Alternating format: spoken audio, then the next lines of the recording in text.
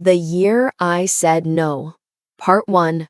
The Weight of Tradition. The text message arrived on October 15th, as predictable as autumn leaves. Hey Heather, just booked our Aspen trip for Christmas. The kids are so excited to spend the holidays with their favorite aunt again. You're the best. Love you. My thumb hovered over the screen. 4 words formed in my mind. Clear, simple, necessary. Not this year, Jenna. I didn't type them. Instead, I set the phone face down on my kitchen counter and stared at the half-empty coffee mug in front of me. The ceramic was chipped on one side, a casualty from last Christmas when 7-year-old Ethan had helped me load the dishwasher.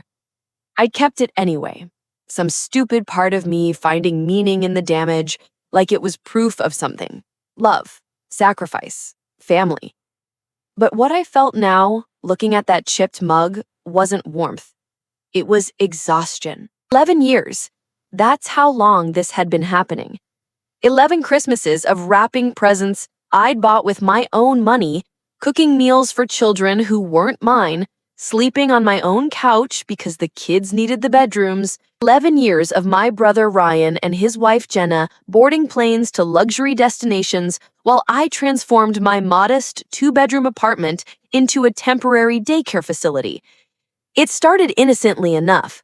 That first year, they'd asked, really asked, with apologetic voices and genuine gratitude. Ryan had just gotten a promotion. They'd never taken a real vacation. The kids were young. Could I possibly help them out just this once?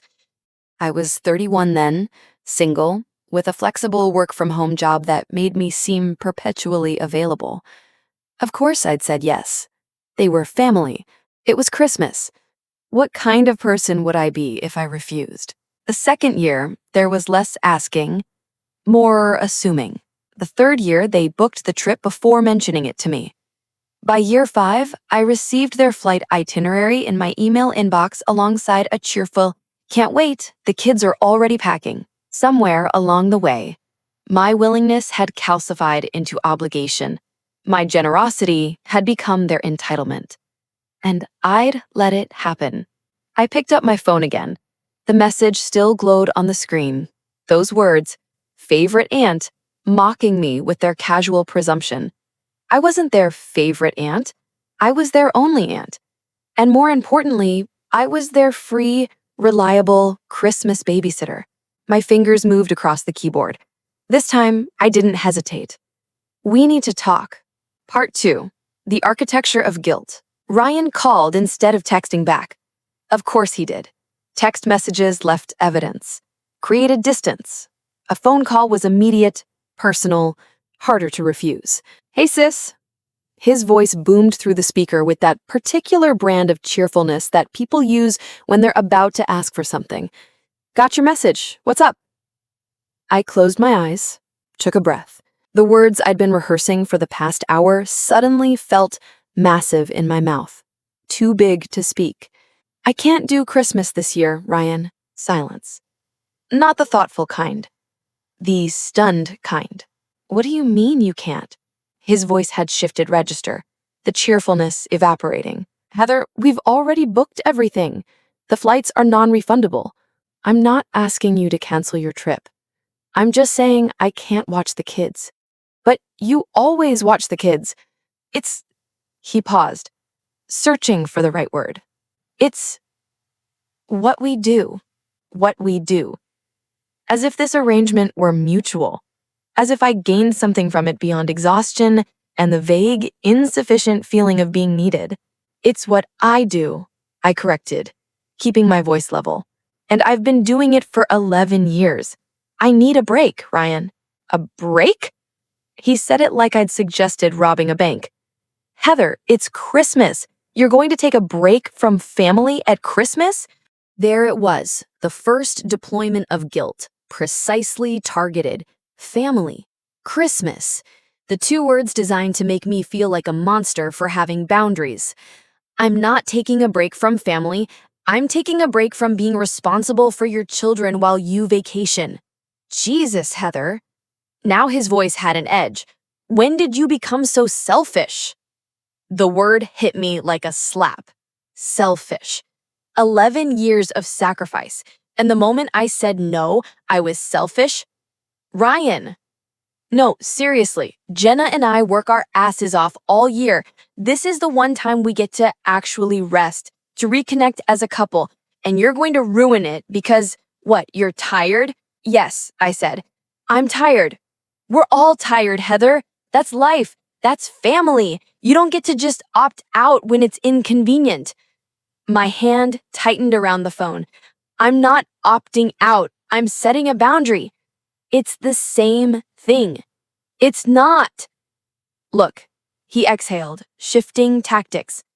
I don't know what's going on with you, but this isn't like you. You love those kids. They love you. How am I supposed to explain to them that Aunt Heather doesn't want to spend Christmas with them? Another precision strike. This one targeting my relationship with my nieces and nephews. Emma, Tyler, and Ethan. 8, 6, and 4 years old. Sweet kids, really. It wasn't their fault their parents had weaponized them. Don't do that, I said quietly. Don't make this about the kids not understanding. You're the one who doesn't understand, Ryan. I'm 42 years old. I've spent over a decade putting my life on hold every December. I've missed parties, canceled dates, turned down invitations. All so you and Jenna could have your perfect vacation romance. Perfect vacation romance? He laughed, sharp and bitter. You have no idea what marriage is like, Heather. No idea what it takes to keep a relationship alive when you've got 3 kids and a mortgage and jobs that drain everything from you. We need this. Then hire a babysitter. A babysitter? He repeated it like I'd suggested leaving the children with wolves. At Christmas? For 2 weeks? Do you have any idea what that would cost? There it was. The truth beneath all the guilt and manipulation. Money. Not family, not tradition, not the kids' emotional well-being. Money. That's not my problem, I said. Wow. His voice went cold. You know what? Fine. Don't do it. But don't expect us to forget this, Heather. Don't expect everything to just be normal afterward. You're making a choice here. I know I am. Then I guess we're done talking. He hung up. I sat in the silence of my apartment, phone still pressed to my ear, listening to the dead air. My heart was racing. My hands were shaking. But underneath the adrenaline, underneath the guilt already trying to take root, there was something else. Relief. Part 3. The campaign. Jenna called 2 hours later. I should have let it go to voicemail, but some masochistic part of me needed to hear what she'd say, needed to face the full force of their disappointment. Heather? Her voice was thick with tears. How could you do this to us? No preamble, no greeting, just straight to the wounded accusation. Jenna, I explained to Ryan, you explained that you're abandoning our children at Christmas? Yeah, he told me. That's not what I said. That's what you meant. She sniffled, a wet sound that might have been genuine emotion or calculated theater. With Jenna, it was always hard to tell. These kids worship you, Heather. Emma's been asking if she can help you decorate your apartment. Tyler wants to make cookies with you. And now I have to tell them, what, that you don't care about them anymore? Jenna, do you know what Tyler said when I told him we might not be able to go on our trip? He cried. He actually cried because he was so worried about disappointing us. An 8-year-old child, worried about adult problems. The manipulation was breathtaking in its shamelessness. They were going to tell the kids, use the children as weapons, make me the villain in a story where I'd done nothing but give for over a decade? Don't tell them that, I said, fighting to keep my voice calm. This has nothing to do with them. Everything has to do with them. They're children, Heather. They don't understand why their aunt suddenly doesn't want them. I never said I didn't want them. Then watch them. Her tears had evaporated. replaced by cold pragmatism. If you love them, watch them. Love isn't measured by how much I sacrifice, isn't it? She laughed, a hollow sound. Must be nice, Heather. Must be really nice to live alone, no responsibilities, no one depending on you. Some of us don't have that luxury. Some of us have to actually show up for family. I've heard this before, this implicit judgment of my childless existence. The suggestion that my life was somehow lesser, easier, less valid because I hadn't reproduced. Never mind that I'd helped raise her children for 11 years. Never mind that I'd been present for every milestone, every crisis, every ordinary Tuesday that required an extra set of hands. I have shown up, I said, for 11 years. And that means you've earned the right to stop? That's not how family works. Then how does it work, Jenna? Because from where I'm standing, it seems like family means I give and give while you take and take, and the moment I say no, I'm the bad guy. You're not the bad guy, Heather. You're just being incredibly selfish at the worst possible time. There was that word again. Selfish. I need to go, I said. Fine, run away. That's what you do, right? When things get difficult. I hung up before she could say anything else, before the words could dig deeper, before I could start believing them. Part 4. The family meeting. My mother called the next day. Then my father. Then Ryan's best friend Mark, who I'd met maybe 3 times in my life. Then my cousin Patricia, who lived in Oregon and hadn't spoken to me in 5 years. The campaign had gone viral. Everyone had an opinion about my decision. Everyone knew what I should do. Everyone had a story about sacrifice, about family, about the Christmas spirit and what it meant to be a decent human being. The pressure was suffocating. My mother was the worst. Not because she was cruel, she wasn't, but because her disappointment felt like drowning. I don't understand what's happened to you, she said over Sunday dinner at her house, her voice soft with confusion. You've always been such a giving person, so loving, and now I have boundaries, I finished. Boundaries. She said it like a foreign word. Heather, that's not what family needs. Family needs flexibility, understanding. I've sacrificed plenty, Mom. We all sacrifice. That's life. Your father and I sacrificed everything to raise you and your brother. You don't see us complaining. The comparison was absurd. Parents raising their own children versus an aunt being expected to provide free childcare indefinitely. But pointing out the difference felt futile. In my mother's worldview, family obligations were absolute, unquestionable, eternal. This is different, I said. How? Because I didn't choose to have those children. Ryan and Jenna did. They're responsible for them, not me. The words landed like stones in my chest, because underneath them was the implication that had always been there, lurking beneath every conversation about my life choices. That without children, without a husband, I was somehow incomplete. That my worth was measured by my usefulness to other people's families. I matter to me, I said quietly. Of course you do, honey, but what, Mom?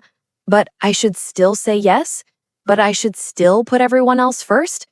But I should still pretend I don't have my own life, my own needs, my own right to choose how I spend my time? She looked at me like I was speaking another language. When did you become so angry? She asked. I'm not angry. I'm tired. Then rest. Take a day off. But don't punish your brother's family because you're feeling overwhelmed. Punish. As if my boundary was an act of aggression rather than self-preservation. I left dinner early, drove home in silence, spent the evening staring at my phone, watching messages accumulate from people who hadn't bothered to check on me in months, but suddenly had very strong opinions about my obligations. The guilt was crushing. It sat on my chest like a physical weight, making it hard to breathe. Because they weren't entirely wrong, were they? I was capable of watching the kids. It would only be 2 weeks. It was important to Ryan and Jenna. But somewhere in the middle of that guilt, a small voice kept whispering, "What about what's important to you?" Part 5. The Breaking Point. Thanksgiving was a battlefield. I'd considered skipping it entirely, but that felt like letting them win, like admitting I was the problem, the disruption, the selfish one who couldn't handle family. So I went. The moment I walked into my parents' house, I felt it. The weight of judgment, thick as humidity. My mother's tight smile, my father's careful neutrality. Ryan and Jenna positioned on the couch like a united front, their children playing nearby with forced cheerfulness. "Heather," Jenna said, her voice bright with false warmth. "Emma, Tyler, Ethan, come say hi to Aunt Heather." The kids rushed over, hugging my legs with genuine affection. And God, it hurt. Because I loved them. I did. But their innocence was being weaponized, their love used as proof of my moral failure. "Hi, guys," I said, ruffling Tyler's hair. "How's school?" "Good. Guess what? We're learning about penguins." "Are you? That's cool." "Will you watch the penguin movie with us at Christmas?" Emma asked, her eyes wide and hopeful. "At your house?" Silence dropped over the room like a guillotine. "Emma, honey," Jenna said carefully, "Aunt Heather might be busy at Christmas." "But she's never busy at Christmas," Emma said, confused. "That's when we stay with her." I looked at Ryan. His expression was carefully blank, but I could see the calculation in his eyes. This was intentional. They'd told the kids. They'd set this up. "We need to talk about that, Emma," I said gently. "Grown-up stuff is complicated sometimes." "Don't you want us to come?" Tyler asked, his voice small, my throat closed. "Of course I want to see you, but Aunt Heather has other plans this year," Jenna interrupted, her tone dripping with pointed sweetness. "She needs time for herself." The way she said herself, like it was a dirty word. "Jenna," I said quietly, "can we not do this in front of the kids?" "Do what?" "I'm just explaining the situation. You're manipulating them." "I'm telling them the truth. You're telling them your version of the truth." Ryan stood up. "Maybe we should talk about this in private." "Oh, now you want privacy," I said, anger finally breaking through. "After you've spent 2 weeks telling everyone in the family what a terrible person I am?" "No one said you're terrible," my mother intervened. "We're just concerned. Concerned that I said no. Concerned that I have boundaries. Concerned that I'm not willing to sacrifice my entire holiday for someone else's vacation." "It's not a vacation," Ryan said, his voice tight. "It's the only break Jenna and I get all year." "Then hire a babysitter." "We can't afford." "That's not my problem." The words came out louder than I intended. The children fell silent. Everyone was staring. I took a breath, lowered my voice. "I've given you 11 Christmases, Ryan. 11 years of my life. And you've never once said thank you. Never once offered to pay me. Never once asked if it was convenient. You just assumed. Year after year after year. And now, when I finally say I can't do it, you make me the villain." "Because you're acting like one," Jenna said coldly. "No, I'm acting like someone who matters. Someone whose time has value. Someone who deserves to make choices about her own life. Even if those choices hurt other people. Even then." The words hung in the air, stark and uncompromising. My mother stood up, wringing her hands. "Heather, honey, maybe you should go home. You seem very upset." "I am upset, Mom. I'm upset that no one in this family respects me, that my feelings don't matter, that the only time anyone calls me is when they need something." "That's not fair," my father said quietly. "Isn't it? When was the last time anyone asked how I was doing, what I wanted, whether I was okay?" Silence. That's what I thought. I grabbed my coat, started toward the door. "Heather," Ryan called, "if you walk out, don't expect to be welcome here anymore." I turned to look at him. My brother. The person who used to build blanket forts with me when we were kids, who I'd helped through his divorce scare in year 3 of his marriage, who I'd been there for always, no matter what. If saying no makes me unwelcome, then I was never really welcome to begin with. I left. Part 6, the silence. The weeks between Thanksgiving and Christmas were the quietest of my life. No calls, no texts, no casual drop-ins for my mother, or lunch invitations from old friends who'd heard the story and taken sides. I was exiled. At first, the silence felt like confirmation of everything I'd feared, that I was the problem, that I'd ruined everything, that my selfishness had destroyed my family. But slowly, gradually, the silence became something else. Peace. I went to work without dreading my inbox, came home without bracing for a phone call, planned my evenings without factoring in other people's needs. I read books, took long baths, watched entire seasons of shows I'd been meaning to get to, went to yoga classes, said yes to drinks with colleagues I'd always been too exhausted to see. I remembered what it felt like to be just Heather, not Aunt Heather, not Ryan's sister, not the convenient, reliable, always available support system, just me. And the strangest thing happened. I liked her. I liked the woman who didn't apologize for having needs, who didn't shrink herself to make other people comfortable, who understood that love without reciprocity wasn't love. It was exploitation. On December 15th, I received one final text from Ryan. "You've made your choice. We'll remember this." I read it 3 times, felt the familiar guilt trying to surface. Then I deleted it and blocked his number. Not forever, maybe not even for long. But for now, I needed the silence to be complete. Part 7, Christmas Eve. I woke up on Christmas Eve to snow. Not the dramatic, movie-perfect kind, but the gentle, persistent Minnesota variety that turned everything soft and white and new. I made coffee, put on jazz, pulled out the ingredients for the Christmas cookies I'd promised myself, not for anyone else, just for me. My phone buzzed. Unknown number. I poured her coffee. We sat at my small kitchen table, the one I'd bought myself 5 years ago, the one that had never felt big enough until recently. "Ryan and Jenna left this morning," she said. "They found a babysitter. Some college girl from their church. Good. The kids were upset. They miss you." "I miss them too." She looked at me. Really looked. And I saw something in her face I hadn't expected. Understanding. "Your father and I talked," she said quietly, "about what you said, about how no one asks how you're doing." I waited. "You were right." Her voice cracked. "We don't.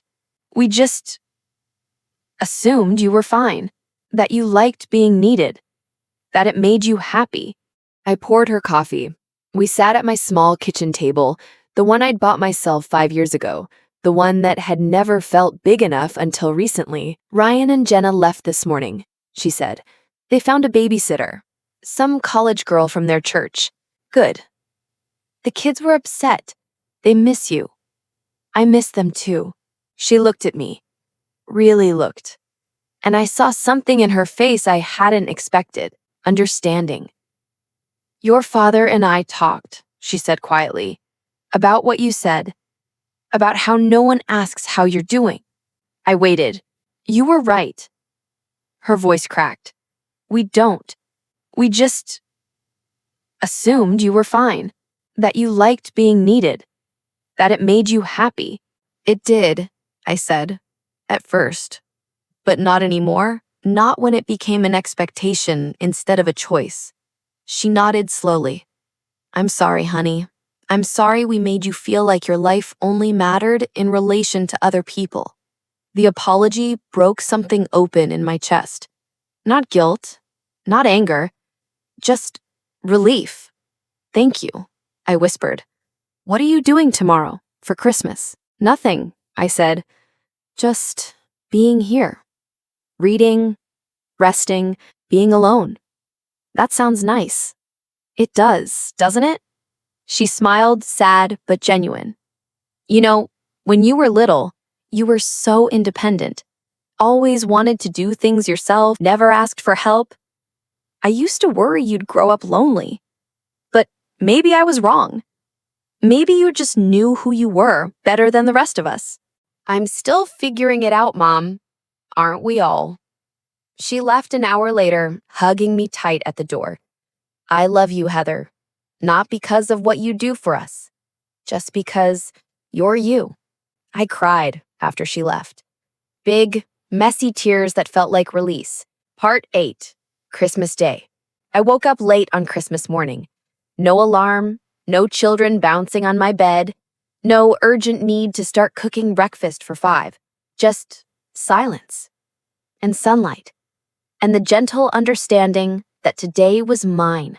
I made pancakes, put on a fire in the fireplace, opened the one gift I'd bought myself, a first edition of a book I'd been hunting for years. The guilt tried to surface. Whispers of, you should feel bad, and what kind of person celebrates alone, and they'll never forgive you. But underneath those whispers was something stronger. The knowledge that I'd done the right thing. Not the easy thing, not the comfortable thing, but the necessary thing. My phone buzzed. A text from an unknown number. Aunt Heather, it's Emma. Mom gave me her phone. I wanted to say Merry Christmas. I miss you. My heart clenched. I typed back carefully. Merry Christmas, sweetie. I miss you too. I love you very much. When can we see you? Soon, when things are less complicated. But I promise we'll have our time together. Okay. Tyler says he loves you too. And Ethan wants you to know he learned to spell penguin. I smiled through tears. Tell them I love them. And I'm very proud of Ethan. Okay. Bye, Aunt Heather. Bye, Emma. I set the phone down, breathed deeply, let myself feel both the loss and the rightness of my choice. Because here's what I'd learned. Love doesn't require martyrdom. Family doesn't mean erasure of self. And saying no isn't cruelty. It's honesty. I'd spent 11 years being the person everyone needed me to be. And it had cost me everything. My time, my energy, my sense of self. This year, I was someone different. Someone who understood that boundaries weren't walls. They were bridges. That protecting my peace wasn't selfishness. It was survival. That I could love people without losing myself. Outside, the snow continued to fall. Inside, I sat by my fire with my book and my coffee, and the strange, beautiful realization that I was exactly where I was supposed to be. Alone, but not lonely. Free, but not isolated. Finally, after 42 years, just myself. And that was enough. Epilogue. New Year. The text came on New Year's Eve. Heather, it's Ryan. Can we talk? I stared at it for a long time, felt the old impulse to respond immediately, to smooth things over, to make it easy for him. But I'd learned something in the past 6 weeks. I didn't have to make anything easy for anyone except myself. Maybe. Eventually. But not yet. I understand. For what it's worth, I'm sorry. You were right. We took advantage of you. We didn't see it until it was gone. Thank you for saying that. The kids talk about you constantly. They want to see you. I want to see them too. When I'm ready, we'll figure something out. But on my terms, Ryan. Not yours. Fair enough. Happy New Year. You too, sis. I set the phone down and looked at my reflection in the dark window. The woman staring back was tired, scarred, changed. But she was free. And as midnight approached, as fireworks began to light up the sky beyond my window, I raised my glass to her. To me.